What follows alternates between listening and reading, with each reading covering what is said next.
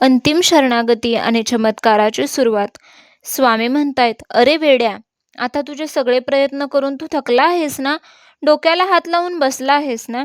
मग आता तुझी बुद्धी चालवणं बंद कर.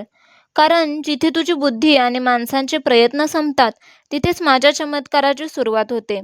हा शेवटचा भाग नीट ऐक, कारण आज तुझा वाईट काळ संपणार आहे. माझ्या अत्यंत प्रिय मुला, मी तुला जीवन जगण्याचे सर्वात मोठे आणि अंतिम सत्य सांगतो. ते नीट मनाच्या गाभाऱ्यात कोरून ठेव. तू आजपर्यंत स्वतःच्या डोक्यावर जे चिंतेचे, निराशेचे, भीतीचे आणि संशयाचे ओझे घेऊन फिरत आहेस ना, ते ओझे आता खाली उतरवून ठेव. किती दिवस स्वतःशीच लढणार आहेस?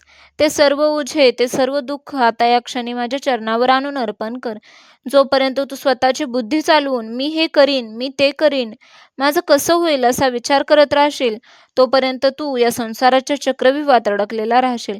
पण ज्या दिवशी तू पूर्ण श्रद्धेने, मनोभावे मला शरण येशील आणि डोळे बंद करून म्हणशील की स्वामी, आता माझे चांगले वाईट, माझे सुख-दुःख, माझे संपूर्ण आयुष्य मी तुमच्या चरणी अर्पण करतो. आता तुम्हीच माझे पाठीराखे आहात.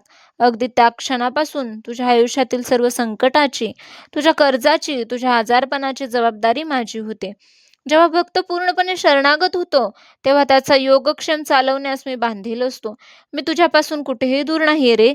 तू जेव्हा जेव्हा मनातून मला हाक मारतोस, तेव्हा तेव्हा मी तुझ्या अगदी जवळ असतो.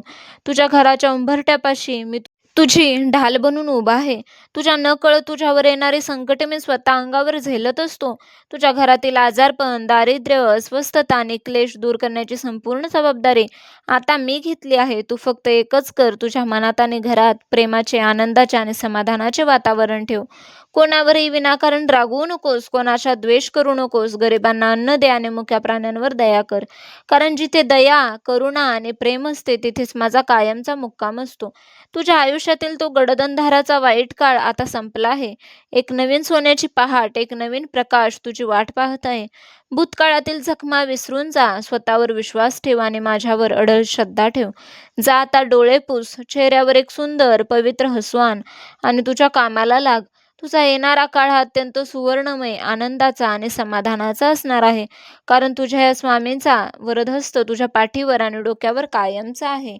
हे कायम लक्षात ठेव. भिवू नकोस, मी तुझ्या पाठीशी आहे. श्री स्वामी समर्थ.